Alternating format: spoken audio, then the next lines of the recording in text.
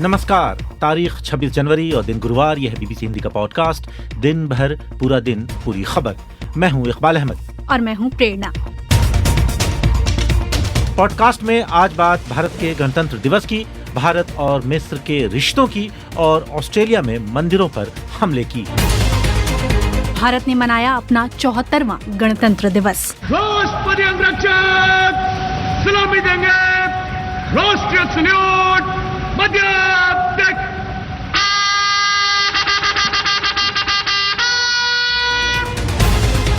भारत और मिस्र के रिश्ते क्या और होंगे मजबूत?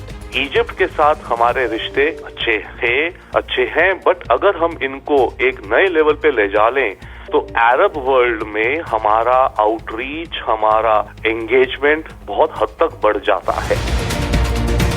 ऑस्ट्रेलिया में मंदिरों को कौन बना रहा है निशाना? पुलिस इसको कम से कम तीसरे हमले के बाद तो हेट क्राइम की तरह ट्रीट कर रही है। उनका कहना है कि ये रिलीजियस हेट्रेड से मोटिवेटेड एक्ट है। खेल की खबरें भी, लेकिन पहले जानते हैं देश और दुनिया का हाल प्रेरणा से।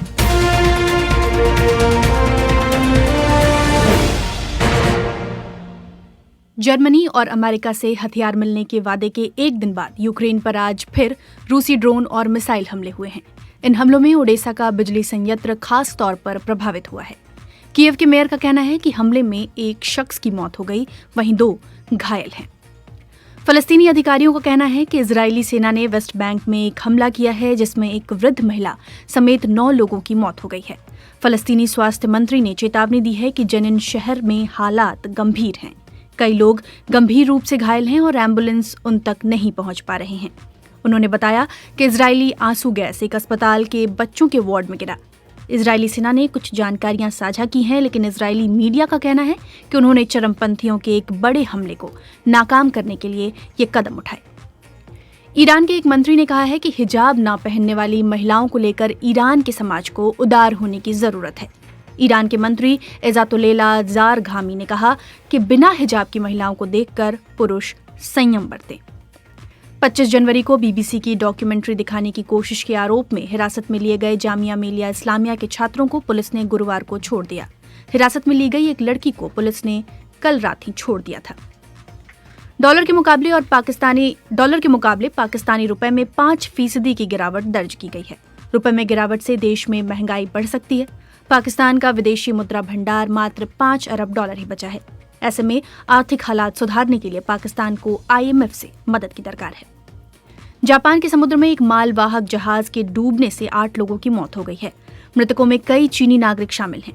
जिनतियान नाम का जहाज मंगलवार को डूबा और शाम से ही राहत बचाव का कार्य चल रहा है। दक्षिण कोरिया के कोस्ट गार्ड और प्राइवेट जहाज इस काम में जुटे हैं। जिन 5 लोगों को बचाया गया है उनकी हालत स्थिर बताई जा रही है। इस जहाज पर कुल 22 लोग सवार थे। वहीं डोनाल्ड ट्रंप की फेसबुक और इंस्टाग्राम पर वापसी होने वाली है। सोशल मीडिया प्लेटफॉर्म फेसबुक और इंस्टाग्राम की मालिकाना कंपनी मेटा ने उनके बीते 2 साल से सस्पेंडेड पड़े अकाउंट को बहाल करने का ऐलान किया है। मेटा के ग्लोबल अफेयर प्रेसिडेंट निक क्लेग ने एक बयान में कहा, जनता को यह सुनना चाहिए कि उनके राजनेता क्या कर रहे हैं। साल 2021 में कैपिटल हिल पर हमले के बाद फेसबुक और इंस्टाग्राम ने ट्रंप के अकाउंट को अनिश्चित काल के लिए सस्पेंड कर दिया था।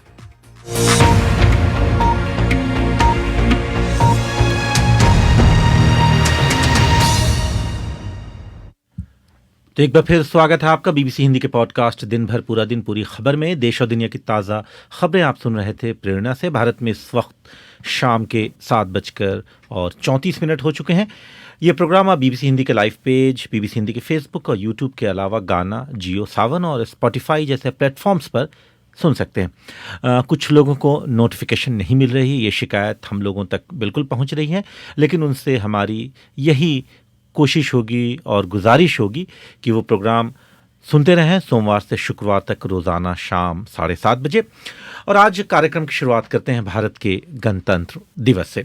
भारत ने आज अपना 74वां गणतंत्र दिवस मनाया। मिस्र के राष्ट्रपति अल-सीसी मुख्य अतिथि यानी चीफ गेस्ट के तौर पर भारत आए थे। और जैसा कि प्रेरणा आप जानती हैं, 26 जनवरी के दिन यानी गणतंत्र दिवस के दिन झांकियां प्रस्तुत की जाती हैं हर स्टेट की तरफ से और बहुत परेड निकलती है और बहुत सारे कार्यक्रम होते हैं।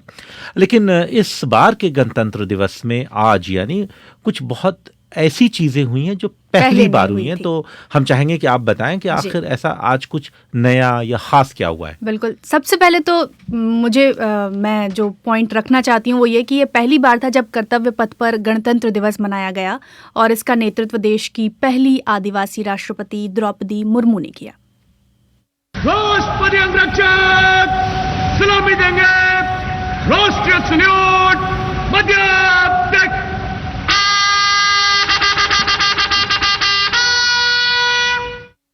तो परेड की शुरुआत से पहले इकबाल, राष्ट्रपति को दी जाने वाली जो 21 तोपों की सलामी होती है वो पहली बार ब्रिटिश तोपों के बजाय भारतीय तोपों से दी गई।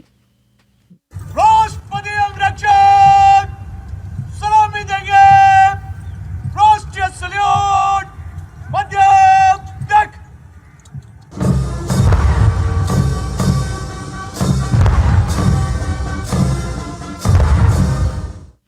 और कर्तव्य पथ पर पहली बार मिस्र के सशस्त्र बलों का संयुक्त बैंड और मार्चिंग दल ये भी परेड में शामिल हुआ। पहली बार कर्तव्य पथ पर दुनिया की प्राचीनतम नियमित सेना मिस्र की सेना का मार्चिंग। और गणतंत्र दिवस की परेड में पहली बार केंद्रीय रिजर्व पुलिस बल की पूरी महिला टुकड़ी एक साथ नजर आई। And now the Central Reserve Police Force marching contingent. The force has the distinction of raising the first ever women-armed police battalion in the world. तो पहली बार सीमा सुरक्षा बल की ऊंट टुकड़ी के हिस्से के रूप में महिला दस्ते ने परेड में हिस्सा लिया और कर्तव्य पथ पर आगे बढ़ी। वहीं नौसेना के मार्चिंग दस्ते का नेतृत्व लेफ्टिनेंट दिशामृत ने किया। मार्चिंग दल में पहली बार 3 महिलाएं और 5 पुरुष अग्निवीर भी शामिल किए गए थे।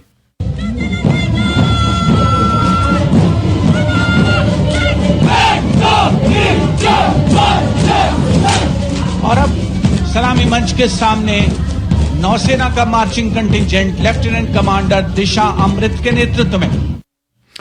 तो दिशा अमृत के नेतृत्व में वो मार्च तो आपने सुना, लेकिन क्या आपको पता है कि 26 जनवरी जिसे गणतंत्र दिवस के रूप में भारत मनाता है, पहले वो स्वतंत्रता दिवस के तौर पर भी मनाया जाता है। ये बहुत कम लोग शायद जानते होंगे। और दरअसल पूरा मामला ये है कि 31 दिसंबर 1929 को लाहौर में कांग्रेस का अधिवेशन हुआ था जिसमें पंडित जवाहरलाल नेहरू ने पहली बार तिरंगा फहराया था।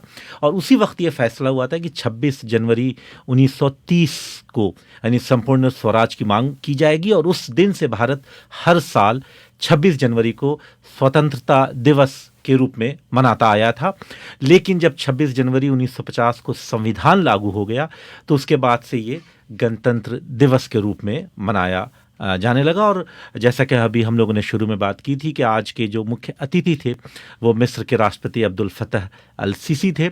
और अल सीसी वैसे तो पहले भी भारत आ चुके हैं, लेकिन गणतंत्र दिवस पर मुख्य अतिथि के तौर पर ये पहली बार है। और पहली बार भी ऐसा हुआ कि मिस्र का कोई व्यक्ति हेड ऑफ स्टेट या हेड ऑफ द गवर्नमेंट जो है वो पहली बार भारत में गणतंत्र दिवस के अवसर पर चीफ गेस्ट यानी मुख्य अतिथि के तौर पर बनकर आया है। हालांकि ये परिपाटी चली आ रही है कि हेड ऑफ द स्टेट आते हैं 26 जनवरी को, उनको बुलाया जाता है। और मिस्र के राष्ट्रपति पहली बार अतिथि के तौर पर शामिल हुए। तो मिस्र के राष्ट्रपति की ये यात्रा ऐसे वक्त में हो रही है इकबाल जब भारत और मिस्र के कूटनीतिक रिश्तों को भी 75 वर्ष पूरे हुए हैं। और भारत ने G20 की अध्यक्षता के दौरान मिस्र को मेहमान देश के तौर पर भी आमंत्रित किया है। पश्चिम एशिया और अरब दुनिया में मिस्र के महत्व और भारत के पश्चिम एशिया देशों के साथ बढ़ते रिश्तों को देखते हुए ये एक महत्वपूर्ण यात्रा है। तो अल सीसी को मुख्य अतिथि बनाया जाना और मिस्र से बढ़ते रिश्तों को और समझने के लिए अभी थोड़ी देर पहले मैंने बात की विदेशी मामलों के जानकार रविंदर सचदेव से। सुनते हैं कि उनका क्या कहना था। कभी भी जो मुख्य अतिथि हम इनवाइट करते हैं 26 जनवरी को, उसके पीछे मल्टीपल फैक्टर्स कंसिडर किए जाते हैं। इस विजिट में भी मिस्र के प्रेसिडेंट को जो इनवाइट किया गया, मल्टीपल फैक्टर्स हैं, पर मेरे विचार से सबसे बड़ा फैक्टर शायद ये है, हम अगर जियोपॉलिटिक्स के हिसाब से देखें, भारत के रिश्ते अरब कंट्रीज के साथ अच्छे बढ़ रहे हैं, खास करके हमारे सऊदी, से रिश्ते बहुत अच्छे हो गए हैं और यूनाइटेड अरब एमिरेट से अच्छे हो गए हैं, राइट। अब अरब वर्ल्ड की लार्जेस्ट पॉपुलेशन किस देश की है? इजिप्ट। इजिप्ट के साथ हमारे रिश्ते अच्छे थे, अच्छे हैं, बट अगर हम इनको एक नए लेवल पे ले जा लें तो अरब वर्ल्ड में हमारा आउटरीच, हमारा एंगेजमेंट बहुत हद तक बढ़ जाता है। प्लस एक चीज हो रहा है, इजिप्ट एक तरह से अफ्रीका के टॉप पे भी है, तो अफ्रीका की तरफ हमारी ब्रिज और एंट्री के लिए भी एक और एंगल बनता है। परंतु मेरे विचार से सबसे बड़ा रीजन ये है जियोपॉलिटिक्स, और जियोपॉलिटिक्स में भी अरब वर्ल्ड के साथ हमारे रिश्ते अच्छे होने, और स्पेशली अगर हम देखें तो ये जो इनफैक्ट कायरो में तो लीग ऑफ अरब स्टेट्स जो है वो हेडक्वार्टर्ड इन कायरो है, राइट, एज वेल एज जो OIC है, ऑर्गेनाइजेशन ऑफ इस्लामिक कंट्रीज, जिसमें कई बार हमारे इंडिया के खिलाफ कुछ आवाजें उठती हैं, खासकर पाकिस्तान के द्वारा, तो OIC की देशों में भी हमारा प्रभाव बढ़ना इज अ इम्पोर्टेंट फैक्टर। मिस्र की और भारत की जब भी बात होती है तो 50s में और 60s में खासकर नेहरू और नासिर के वक्त में दोनों देशों के बहुत अच्छे रिश्ते रहे थे, लेकिन धीरे धीरे खासकर अनवर सादात के बाद वो रिश्ते उतने अच्छे नहीं रह सके। उसके जाहिर है बहुत से कारण हो सकते हैं। अभी ऐसा क्या है LCC और भारत के प्रधानमंत्री नरेंद्र मोदी में कि हमें लगता है कि हम वापस क्या उसी 50s और 60s की वाली दोस्ती में भारत और मिस्र बढ़ सकते हैं? वेरी इंटरेस्टिंग और बहुत सही बात है। दूसरा एलिमेंट जो है, पहला एलिमेंट तो ये हो गया कि अरब नेशंस में, मिडिल ईस्ट में हमारी आउटरीच और एंगेजमेंट्स बढ़े। दूसरा, याद रखिए जो नॉन अलाइन मूवमेंट बनी थी उसके फाउंडिंग मेंबर्स में थे इजिप्ट और भारत और टीटो ऑफ यूगोस्लाविया एंड इंडोनेशिया। आज की तारीख की दुनिया में भी अगर हम देखें, दुनिया जिस हिसाब से बट रही है एक तरह से, राइट, दो हिस्सों में या दो कैंप्स में, खास करके यूक्रेन वॉर को लेके और इश्यूज को लेके, चाइना को लेके जो भी कुछ है, इन सब चीजों में जो हो रहा है भारत की उभरती हुई आवाज सामने आ रही है। और हमारी आवाज जो सामने आ रही है एक तरह का मिडिल पाथ है और कॉमन सेंस की हम बात कर रहे हैं दुनिया में। तो जब भारत ये मिडिल पाथ पर अपनी फॉरेन पॉलिसी को अब उभार रहा है और हम उसको क्लियरली आर्टिकुलेट कर रहे हैं दुनिया में, ऐसे में एग्जैक्टली यस, इजिप्ट जैसा देश, इजिप्ट जैसा पार्टनर, कोलीग देश जो एक मिडिल पाथ पे हमारे साथ रहे, जैसे कि पहले भी जो था नॉन अलाइन मूवमेंट क्या थी, वो यही थी ना एक तरह से। वक्त आ रहा है इस समय फिर से दुनिया में एक बहुत अहम जरूरत है एक मिडिल पाथ की। उसके लिए भारत आई थिंक बहुत कमिटेड है, और ऐसी जर्नी में हमारे साथ जितने ज्यादा देश हमारी कॉमन प्लेटफॉर्म की बात पे एग्री करें उतना ज्यादा अच्छा है। और खास करके इजिप्ट जैसा देश जो कि फाउंडिंग मेंबर्स में था नॉन अलाइंड मूवमेंट के। प्रधानमंत्री नरेंद्र मोदी की एक छवि जो कथित तौर पर बनाई गई है, या भारत की जो मौजूदा सरकार है जिस पर माइनॉरिटी विरोधी होने का आरोप लगता है, ये आरोप कभी भी मिडिल ईस्ट के जितने भी हमारे देश हैं उनके रिश्तों पर कभी प्रभाव ऐसा देखने को नहीं मिलता है। इसके पीछे की बड़ी वजह क्या आपको नजर आती है? देखिए, दो चीजें हैं। इसका प्रभाव हमें हो सकता है कि इन देशों की सरकारों या लीडर्स या प्राइम मिनिस्टर्स, प्रेसिडेंट्स या किंग से ना मिले, बट मिडिल ईस्ट में पब्लिक ओपिनियन में तो कई बार भारत के खिलाफ आवाज उठ जाती है। तो पॉइंट इसकी हमारे रिश्ते और भारत की अंडरस्टैंडिंग, अभी जैसे कुछ समय पहले हुआ था, नुपुर शर्मा ने जो स्टेटमेंट दी थी उसको लेकर के आपने देखा होगा अरब वर्ल्ड के कुछ देशों में आवाम, इनफैक्ट कुछ देशों की लीडरशिप ने भी कमेंट किया था, बट वो कम था। And by the way Egypt की लीडरशिप ने उस मुद्दे को लेके कोई कमेंट नहीं करा था। तो जैसा कि प्रेरणा आपने सुना, भारत और मिस्र के रिश्तों की बात हो रही थी, तो गणतंत्र दिवस से जुड़ी कुछ और बहुत अच्छी बातें हैं, ख़ास बातें हैं, खासकर जो चीफ गेस्ट बनाए जाते हैं, मुख्य अतिथि बनाए जाते हैं। 1950 में जब पहली बार गणतंत्र दिवस मनाया गया तो उस वक्त जो इंडोनेशिया के राष्ट्रपति सुकार्नो थे वो खास मेहमान थे।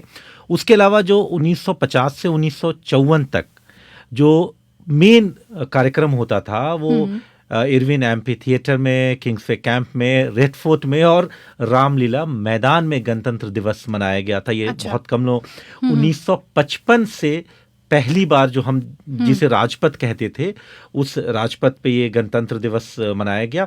अब उसी का नाम हम लोग जब कर्तव्य पथ कह रहे थे तो मुझे लगता है ये बताना जरूरी था, उसी राजपथ को नाम बदलकर अब कर्तव्य पथ रखा गया है।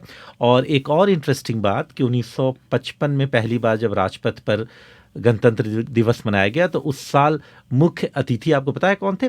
पाकिस्तान के उस वक्त के गवर्नर जनरल मलिक गुलाम मोहम्मद।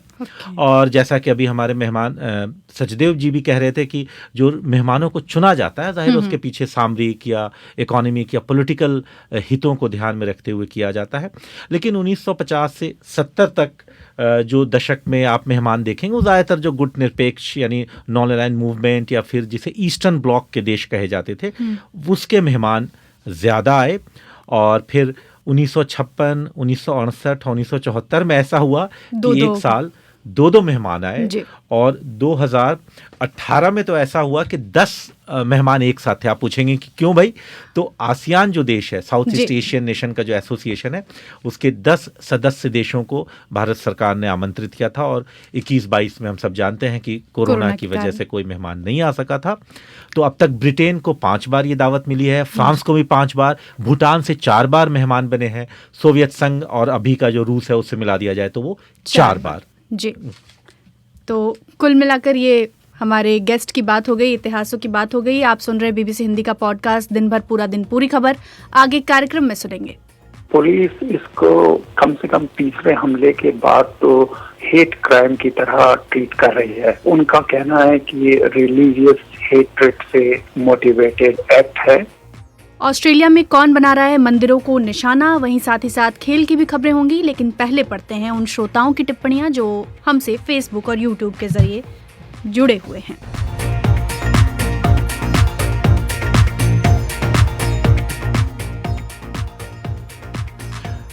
तो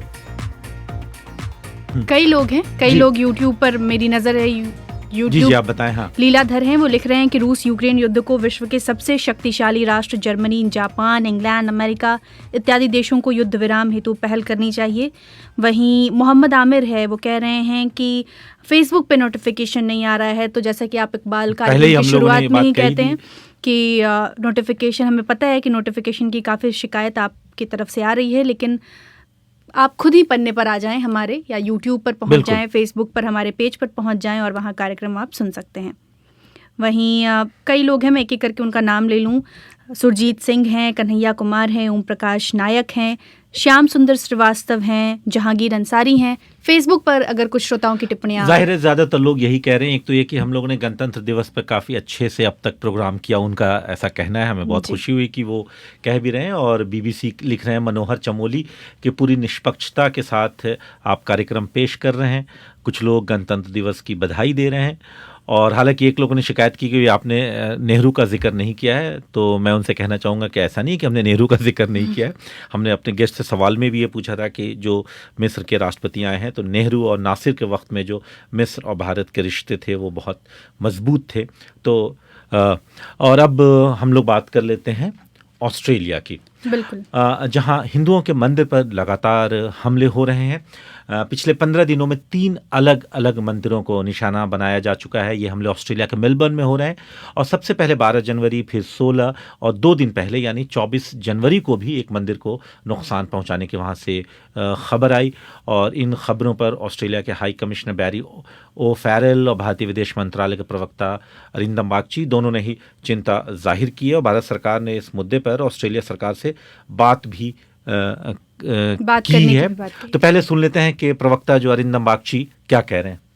We strongly condemn these such actions. These actions have also been publicly condemned by Australian leaders, community leaders, and I think religious associations there.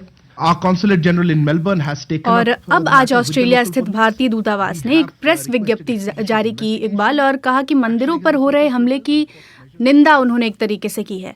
दूतावास की ओर से कहा गया है कि इसमें सिख फॉर जस्टिस और दूसरे चरमपंथी संगठनों की भूमिका हो सकती है। दूतावास ने खालिस्तान समर्थक गतिविधियों के शुरू होने की भी आशंका जताई है। असल में जिन मंदिरों पर हमले हुए हैं उनकी दीवारों पर भारत विरोधी बातें भी लिखी गई थीं। दूतावास ने हालांकि उम्मीद जाहिर की है कि इस दौरान ऑस्ट्रेलियाई सरकार और वहां रह रहे भारतीय समुदाय और उनकी जो संपत्ति है उनकी सुरक्षा सुनिश्चित करेगी। जाहिर है ऑस्ट्रेलिया सरकार की ये जिम्मेदारी है। और चिंता भी इस बात की भी है कि चरमपंथी संगठन जो हैं वो यानी सिख फॉर जस्टिस, उन्होंने 29 जनवरी यानी आज से 2 दिन बाद परसों उन्होंने मेलबर्न और 3 दिन बाद संडे यानी जी। रविवार के दिन मेलबर्न और सिडनी में खालिस्तानी जनमत संग्रह कराने की भी घोषणा की। ऐसे में इसे लेकर वहाँ की पुलिस और सरकार क्या कर रही है, क्या कोई गिरफ्तारी हुई है या मेलबर्न में रहने वाले हिंदू समुदाय के लोग इन घटनाओं पर क्या सोचते हैं, यही सब कुछ जानने के लिए अभी से थोड़ी देर पहले हम लोगों ने बात की मेलबर्न स्थित वरिष्ठ पत्रकार जितार्थ जय भारद्वाज से। सुनते हैं कि उन्होंने क्या कहा। पुलिस इसको कम से कम तीसरे हमले के बाद तो हेट क्राइम की तरह ट्रीट कर रही है। उनका कहना है कि ये रिलीजियस हेट्रेड से मोटिवेटेड एक्ट है जिसने भी किया है and they will be taking strict action, जिसके लिए जो भी उनका प्रोसीजर है वो करने में लगे हुए हैं। और न केवल विक्टोरिया पुलिस, जो इस राज्य की पुलिस है मेलबर्न में, विक्टोरिया की पुलिस, इसके साथ साथ एसईओ और एएसपी भी इस मामले में है, क्योंकि इसके जो तार उनको समझ में आ रहा है, हमें जो हमारे सोर्सेस ने बताया है, वो ओवरसीज प्लेयर्स, उन्होंने एक शब्द इस्तेमाल किया, से जुड़े हुए हैं। इसलिए इसमें जो फेडरल एजेंसीज हैं उनका भी इन्वॉल्वमेंट है, साथ साथ जो लोकल लॉ एनफोर्समेंट की एजेंसीज हैं उनके साथ भी। एक सवाल ये कि इनके पीछे खालिस्तानी समर्थकों की बात कही जा रही है कि वो इनके पीछे हैं, क्या कुछ अपडेट है इस मामले में? एक रेफरेंडम की भी बात कही जा रही है, 29 जनवरी को खालिस्तानी रेफरेंडम भी पास करने की बात हो रही है, तो इस पूरे मामले पर क्या कुछ अपडेट है? एक संस्था है अमेरिका में, आप लोग जानते ही हैं, सिख फॉर जस्टिस। वो लोग यहाँ पर आए और अभी भी यहाँ करीब 35 से ज्यादा लोग सिख फॉर जस्टिस के जो यूएस, कनाडा और यूके के हैं सिटीजन्स, वो यहाँ पर मौजूद हैं मेलबर्न में, ऑस्ट्रेलिया में। और वो लोग कोशिश कर रहे हैं एक रेफरेंडम करने की among the Sikh community. However जो सिख कम्युनिटी है उसमें उन लोगों को बहुत सफलता नहीं मिल रही, ये क्लियर कट है। अगर मैं एक नंबर से आपको समझाने की कोशिश करूं तो 60,000 से के करीब सिख कम्युनिटी के मेंबर्स हैं मेलबर्न में और पूरे विक्टोरिया में। और उसमें से इनके जो पिछले एक महीने में इन्होंने प्रोग्राम्स किए, उसमें 200, 250, 300 से ज्यादा कभी लोग नहीं पार्टिसिपेट करा है। सो मेन स्ट्रीम नहीं हो पा रहे हैं, उस बात का इनको बड़ा नाराजगी है, गुस्सा है। और उस अपने आप को प्रोपोगेट करने के लिए ऐसा लग रहा है कि इन एलिमेंट्स ने इन टेम्पल्स को निशाना बनाया। सबसे पहले एक बैप्स टेम्पल को, जो गुजरात से ओरिजिनेट करता है और भारत के प्रधानमंत्री भी गुजरात से आते हैं, तो उन्होंने एक सिंबॉलिक तरीके से कहा कि हम यहाँ पर जाके ये लिखेंगे, Modi whatever they have written there, Bhindranwale martyr है, मोदी इज हिटलर, हिंदुस्तान मुर्दाबाद and rest of the things. ये एक सिंबॉलिक उन्होंने बनाया। उसके बाद जब इसको उनको बहुत फायदा नहीं हुआ तो उन्होंने एक दूसरे टेम्पल पे बनाया। उस स्थिति में जो ऑस्ट्रेलिया की जो मल्टीफेथ लीडर्स हैं या पॉलिटिकल अथॉरिटीज हैं या एडमिनिस्ट्रेटिव अथॉरिटीज हैं, वो इस तरह की चीजें पसंद नहीं करते हैं कि आप किसी रिलीजियस ग्रुप को टारगेट करें। दे केम आउट और सारे मल्टीफेथ लीडर्स ने उन्होंने इसे कंडक्ट किया और कहा कि इस तरह की चीजों के लिए आप ऑस्ट्रेलिया में कोई जगह नहीं है। आपके इश्यूज अलग हो सकते हैं, आप पॉलिटिकल एजेंडे को खूब प्रोपोगेट कीजिए, मगर टेम्पल पे अटैक करने की किसी को जरूरत। तो इस वक्त जो वहाँ पे इंडियन कम्युनिटी के लोग हैं, उनको इन घटनाओं के बाद से क्या किसी तरह की कोई चिंता आप देख पा रहे हैं या किसी तरह की कोई परेशानी उनको? मैंने 2 टेम्पल वालों से बात की जो एडमिनिस्ट्रेटिव कमेटी उनके, उन्होंने कहा हमने 3-4 कैमरे और लगा दिए हैं कि अगर इस तरह का कोई करने के लिए हमारे यहाँ आए तो उसे पकड़ा जा सके। जो जाने वाले लोग हैं वो कह रहे हैं कि भाई हम इवनिंग वाली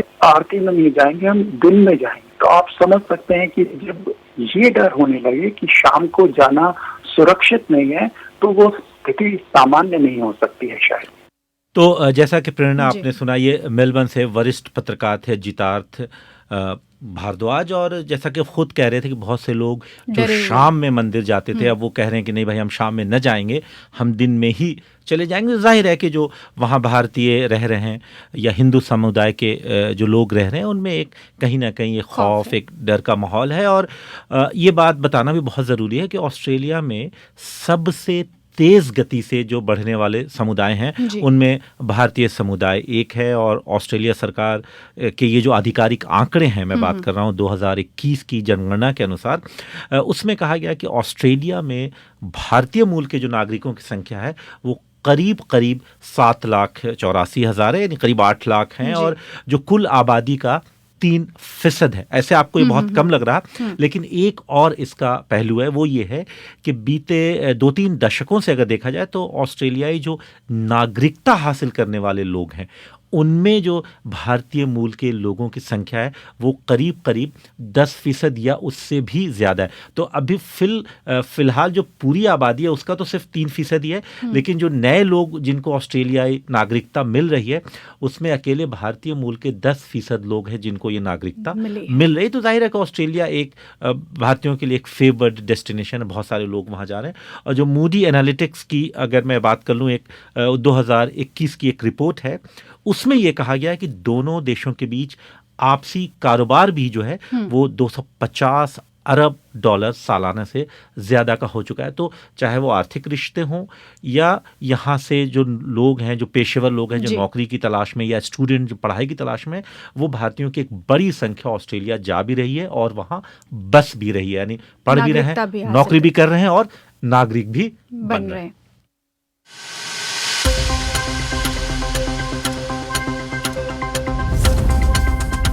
और इकबाल, क्या आपको पता है कि आज ही के दिन 26 जनवरी 1950 को अशोक स्तंभ को भारत का राष्ट्रीय चिन्ह चुना गया था? इस स्तंभ के इस स्तंभ के 4 में से केवल 3 शेर सामने से दिखते हैं और स्तंभ के आधार पर मध्य में एक चक्र है जो हम सब ने देखा है। दाईं ओर सांड और बाईं ओर घोड़ा बना है। राष्ट्रीय प्रतीक में अशोक स्तंभ के नीचे सत्यमेव जयते लिखा रहता है।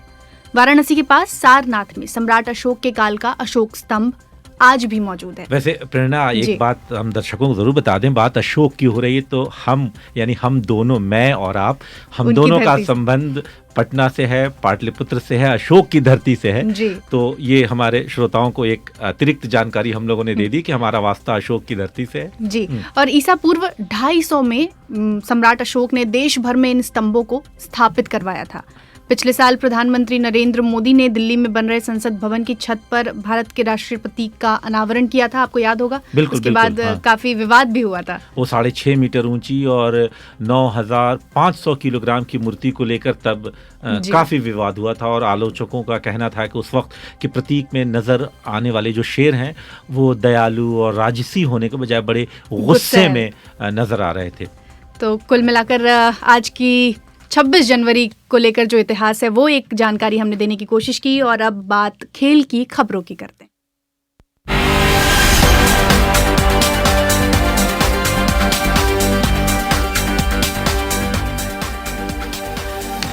तो खेल की खबरों में बात कर लेते हैं। आईसीसी ने जो अवार्ड्स की घोषणा कर दी है उसमें पाकिस्तान और भारत के लिए भी अच्छी खबर है।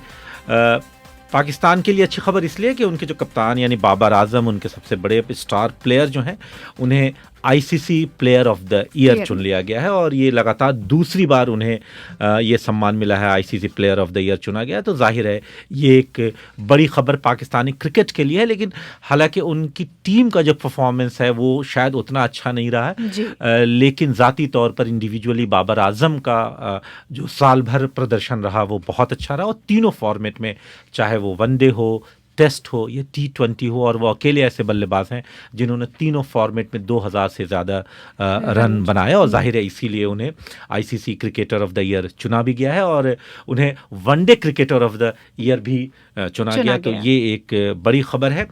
लेकिन भारत के लिए भी एक अच्छी खबर है। सूर्य कुमार यादव को बनाया गया है, आई थिंक मैं अगर गलत ना हो तो T20 के सर्वश्रेष्ठ क्रिकेटर बने चुने गए हैं। उसके अलावा जो भारत की रेणुका सिंह है, तेज बॉलर हैं, वो फास्ट बॉलर हैं और उन्हें आईसीसी की इमर्जिंग महिला क्रिकेटर ऑफ द ईयर, यानी वो उभरती हुई महिला खिलाड़ी हैं, तो ये सम्मान भारत के हिस्से में आया है।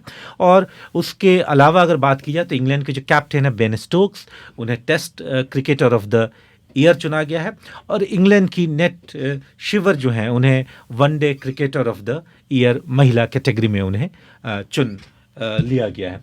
तो मेरा ख्याल है कि अब वक्त हो चुका है, तो आज के पॉडकास्ट में बस अब इतना ही। आज स्टूडियो की जिम्मेदारी संभाली थी रवि कुमार ने, और आपसे अगली मुलाकात कल फिर वक्त वही होगा, भारत का 7:30 बजे शाम। लेकिन तब तक आप BBC हिंदी के पेज पर 24 घंटे खबरों और ताज़ा विश्लेषण के लिए बने रह सकते हैं। और अब मुझे यानी इकबाल अहमद को और प्रेरणा को दीजिए इजाज़त। नमस्कार।